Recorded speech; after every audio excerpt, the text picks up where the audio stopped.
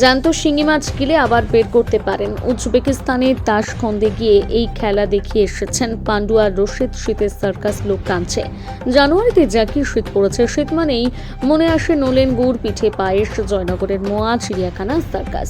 স্বাস্থ্য সচেতন যারা তারা পিঠে মিষ্টি খান ভেবে চিনতে, তবে শীতে একটু ঘোরাঘুরি না করলেই নয়। এইসব বেশ একটা ছুটি ভাব থাকে, তাই পরিবার নিয়ে অনেকেই ঘুরতে বেরিয়ে পড়েন। আর যারা যেতে পারেন না তারা বাড়ির কাছে বিনোদন খুঁজে নেন। আর শীতের সেই বিনোদন যদি সার্কাস হয় তাহলে তো কোনো কথাই নেই। ছোটদের পছন্দের সার্কাস বড়রা উপভোগ করেন। চুচুড়া বাঘাযতীন মাঠে দীর্ঘদিন পর সার্কাসের তাঁবু পড়েছে। একটা সময় ছিল সার্কাসে বাঘসিংহ, হাতি, গন্ডার, শিম্পাঞ্জি দেখা যেত। এখন সেসব অতীত। এখন মূলত জিমনাস্টিকের খেলা দেখা যায় সার্কাসে। আর আছে যোগব্যায়ামের সাহায্যে জ্যান্ত শিঙি মাছ গিলে ফেলা। মোহাম্মদ রশিদ এক বালতি জল খেয়ে ফেলেন অনায়াসে। 3টে শিঙি মাছ গিলে আবার পেট থেকে বের করে দিতে পারেন। রঙিন জল খেয়ে আলাদাভাবে বের করে দেখান। পুরো খেলাটাই যোগ ব্যায়াম বলে জানান রশিদ। আদতে হুগলির পান্ডুয়ার বাসিন্দা। 13 বছর বয়স থেকে খেলা দেখাচ্ছেন সার্কাসে। তার মা লাইলা বিবি, বাবা রফিক আলম কুরেশি দুজনে এই খেলা দেখতেন। তাদের কাছে শিখেছেন এই খেলা। ঝুঁকি আছে শিঙি মাছ, স্বাস্থ্য নালীতে আটকে যাওয়ার ভয় আছে। রশিদ বলেন, সার্কাসের জীবনটাই তো ঝুঁকি। এখানে কোনো ম্যাজিক নেই। খেলা দেখানোর জন্য সারাদিন উপবাস করতে হয়। 3টে শো শেষ করে তবে রাতে খাওয়া। এই কষ্ট এখন আর কেউ করতে চায় না, তাই সার্কাসের শিল্পীর অভাব। অথচ রশিদ এই খেলা দেখিয়ে তাশখন্দে 1 বছর কাটিয়ে এসেছেন। ভারতের সব সার্কাসে কাজ করেছেন। তার মতে সার্কাস ইতিহাস হতে আর বেশি দেরি নেই।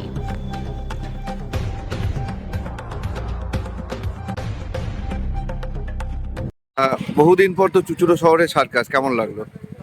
অনেকদিন পরে দেখলাম পুরোনো দিনের জিনিস, বেশ দেখে ভালো লাগলো। সুন্দর হয়েছে, খুব সুন্দর। আগামী দিনে আরো ভালো হবে। এরা যেটা করছে ভালো করছে। আসতে অনেক মানুষ আসছে, দেখছে, ভালো লাগলো বেশ।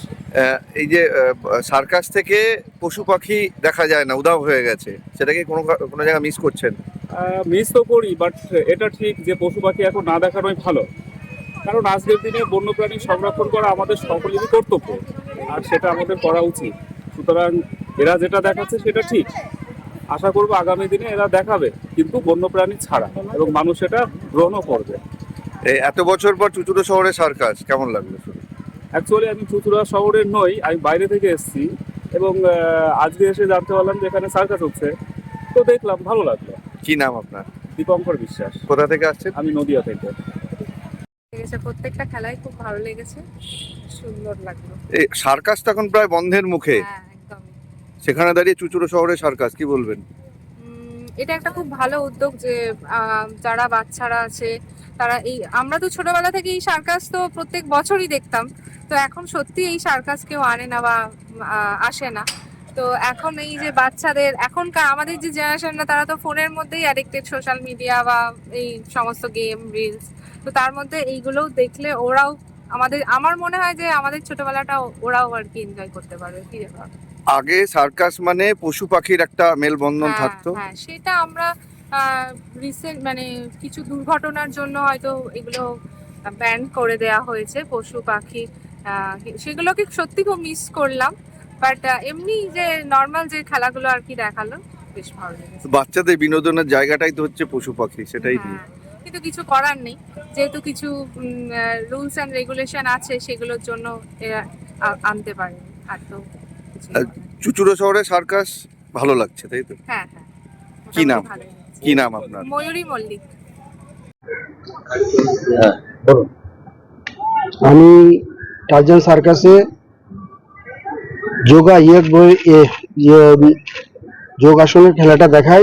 1 বালতি জল খেয়ে আবার বের করে দিই। শিঙ্গি মাছ জ্যান্ত খায়, আবার বের করে দিই। 2টো রং থাকে, একটা হলুদ একটা লাল, 2টো একসঙ্গে খায়, আলাদা করে বের করে দিই। এই খেলাটা দেখাবার জন্য প্রচুর কষ্ট। সকালে টিফিন করতে হয়, তারপরে রাত্রিরে একবার খেতে হয়। সারাদিন না খেয়ে এই খেলাটা দেখাতে হয়। এই খেলাটা আগে আমার বাবা দেখাতেন, তারপরে আমার মা দেখাতেন, তারপরে এই খেলাটা এখন আমি দেখাই। আমার জেনারেশনে এখন বাবাও ছেড়ে দিয়েছে, মাও ছেড়ে দিয়েছে, এখন খালি আমি এই খেলাটা দেখাই। আমি এর আগে যেমনি সার্কাসে ছিলাম, রয়্যাল সার্কাসে ছিলাম, অলিম্পিক সার্কাস, ফেমাস সার্কাস, আপাতত এখন টারজান সার্কাসে আছি। চুচুড়াবাসীদেরকে বলবো, ওনারা আমার খেলা দেখে অনেকেই লাইক করেছেন, পছন্দ করেছেন। ওনাদেরকে বলবো ওনারা বেশি বেশি করে আসুক, এই সার্কাসটা দেখুক। হ্যাঁ, এই সার্কাসে নানা রকমের খেলা আছে, এর ভিতরে এই একটাই খেলা আছে, যেটা আপনাদেরকে জ্যান্ত শিঙি মাছ খেয়ে দেখাবে। এটা কিভাবে মানে করেন? এটা যোগা, এটা যোগ ব্যায়াম, এটা পুরো যোগ ব্যায়াম।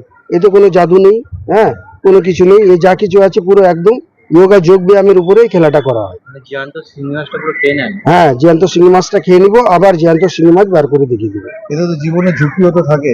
হ্যাঁ, জীবনের ঝুঁকি তো আছে, লেকিন সার্কাস মানে জীবনের ঝুঁকি। হ্যাঁ সময় শ্বাসনালীতে আটকে যাওয়া। হ্যাঁ, ভয় থাকে, লেকিন এছাড়া তো আমরা আর কিছু করতে পারবো না।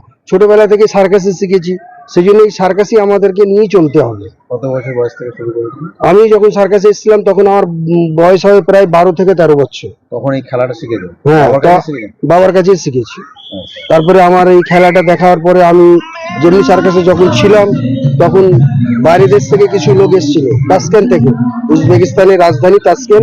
ওরা আমার খেলাটা দেখে অনেক পছন্দ করে ওনারা আমাকে 1 বছরের জন্য আমাকে নিয়ে গিয়েছিল তাসকেনে। আমি যে তাসকেনে 1 বছর ছিলাম, ওইখানে আমি এই খেলাটা দেখি ওরা খুব পছন্দ করেছে।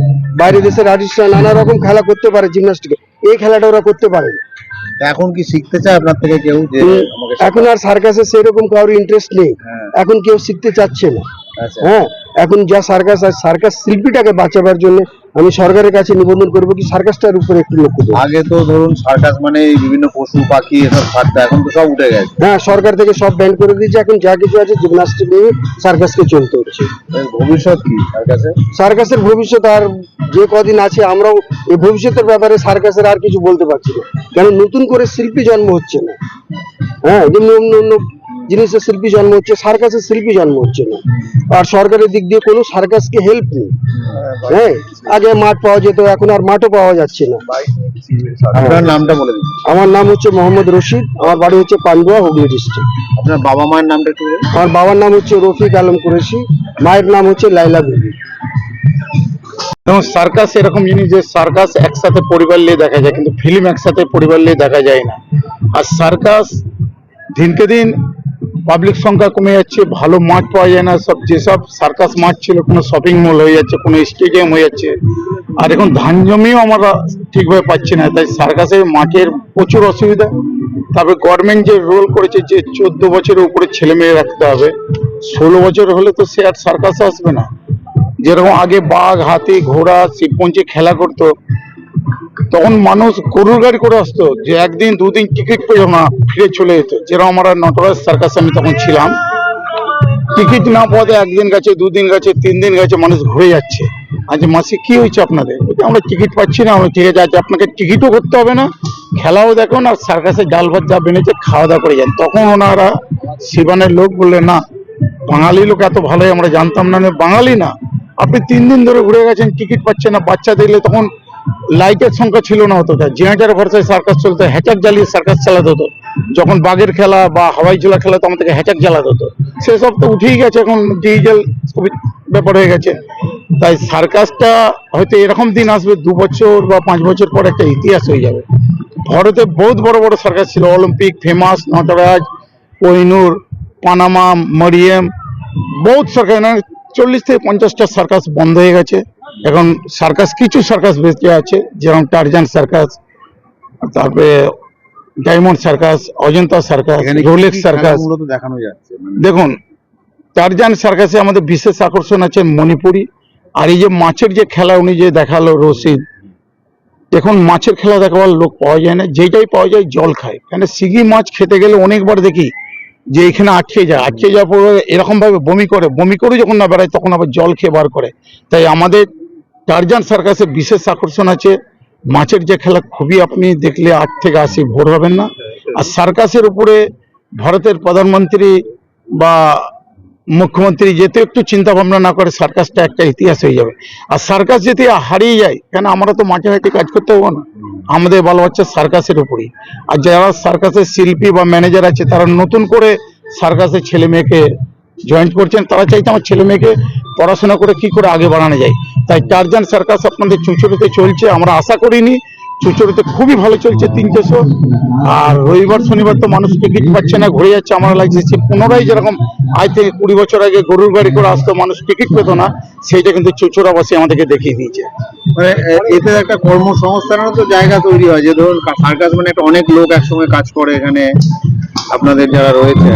দেখুন, যখন জানুয়ারি খেলা ছিল তখন সার্কাসে এক একটা সার্কাসে 200-250 লোক নিয়ে খেলা হতো। এখন সার্কাসে মিনিমাম যে কোনো সার্কাসে 70-80-র উপরে লোক নেই, কেন এখন স্টাফও পাওয়া যায় না।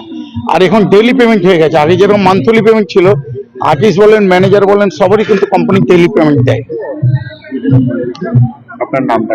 আমার নাম মোল্লা সাদিকুর রহমান, হ্যাপি বলে চিনে, আমার বাড়ি বর্ধমান ছোট নীলপুর।